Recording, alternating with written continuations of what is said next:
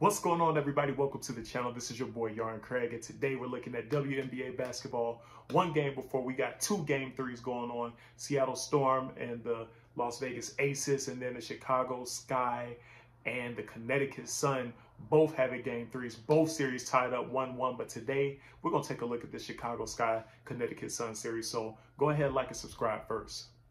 So this series, we're 2 games in deep now. Both teams have taken the game, and both of these games have been completely different games. Game 1, the score was 68-63. The Connecticut Sun ended up pulling it out, and it was a pretty ugly game, to be honest with you. Both teams shot under 40%. Connecticut Sun 37%, Chicago Sky 35%. That was, it was a brutal game to watch. It was not if you like offense, this was not the game for you, to keep it honest with you. But the key takeaways were the Connecticut Sun's physicality. I think it really bothered the Chicago Sky, and the Chicago Sky got way too trigger happy. They shot around 33 pointers, but they shot well under 40%. I think they only made 8 out of like 30, if it was even that many. But either way, that was a pretty bad. They shot pretty bad from 3. That, along with rebounding 47-36, Connecticut Sun won the battle on the boards, really smashed them. So that was the story of that game. Alongside, even though the Chicago Sky lost, funny enough, the story of the game was still Candace Parker with that 19-point, 18 rebound, 6 blocks, 5 assists, 4 steal game, that's absolutely insane. I mean, let's just forget about her being 35, 36 years old, because obviously she's found the fountain of youth. But man, like, we have to start, like, look, okay, I'm a newer WNBA fan. Like, this is the first season I just watched from beginning to end. I've watched other seasons in bits and pieces here and there, been to playoff games or been to WNBA finals games here and there. But this is the first season I like really paid attention, but man, like, she needs to be in that GOAT conversation. I know Diana Taurasi was voted as the GOAT, but man, like, Candace Parker, hello, she has something to say about this, because I don't think there's never been a game like that in WNBA history. That was one of the best performances I've ever seen, even though it was in a losing effort. Like, she did her part. And she did her part in the next game too, as she led the Chicago Sky in a win 85-77 with 22 points, 4 rebounds, 4 assists, and 3 steals. She still did her thing in that game too. But the Chicago Sky looked a lot more like the Chicago Sky team that we know, where they passed the ball well. The cutters were getting to the basket. And honestly, after the first quarter, by the time halftime had come around, this game was essentially over. The Chicago Sky were up by 20.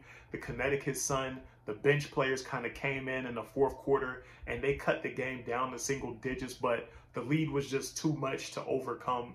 This game was pretty much decided by the time the third quarter had started. So what are my takeaways from this series so far? There's something that's played the Connecticut Sun, I feel like, all season, because when I look at their talent, their top 5 or 6 players are essentially almost all-star caliber players. Brianna Jones, Jonquel Jones, Alyssa Thomas, Courtney Williams is like a borderline all-star. I mean, come on. DeWanda Bonner's like a borderline all-star. It's like, there's no reason, this team should lose that many games. And they finished 3rd in the WNBA. So it's like, they're nothing to sneeze at. We get that. But what if I told you I still think this team is missing something? They're missing a key ingredient. It's like grandma's sweet potato pie, but it's missing 1 or 2 ingredients, so it's not really grandma's sweet potato pie, even though somebody else is making it. That's what I feel like when I watch this Connecticut Sun team. They got the right pieces, but they're like missing one thing. They got the role players. Carrington coming off the bench. I mean, Hedeman is straight. I don't. This team is missing 2 things, and this is what I'm going to put my finger on. They're missing a true point guard, because Hedeman is a solid combo guard, and she even played well in the loss. She had 14 points, and she knocked down open shots. Jonquel Jones, she had 23 points in the last game.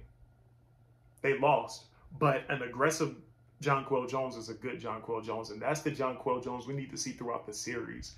I think she has to be more selfish playing against a championship level Chicago Sky team. Like it's going to take a Herculean effort for them to beat the Chicago Sky in the series. And Jonquel Jones has the most offensive ability on that team, so she's going to have to be just a little bit more selfish. I know she's a two-way player. There's more to the game.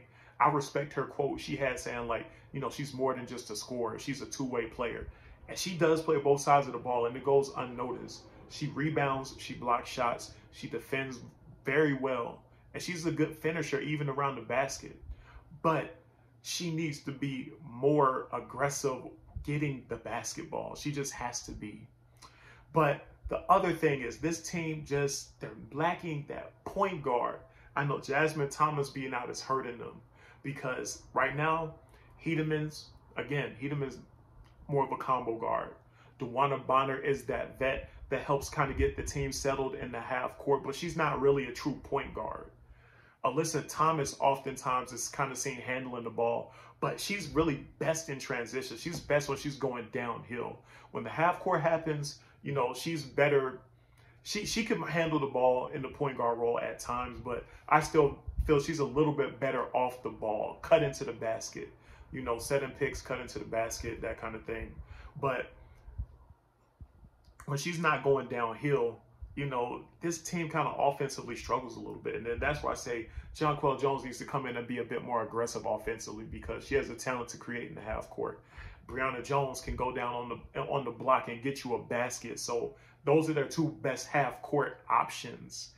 So this team really needs a point guard, I feel like, to help set them up because I just feel like watching their offense, sometimes they're just a bit too jumbled up. And I feel like Chicago, the well-oiled machine where they don't really have too many holes in their game, is just going to eventually, they're going to capitalize on that. Their defense is nothing to sneeze at. So I just feel like even if the Chicago Sky and Connecticut Sun series goes 4 or 5 games, and it might because Connecticut is that talented, I still give the edge to the Chicago Sky just because I believe they're securing the identity. They don't really have any holes on their team.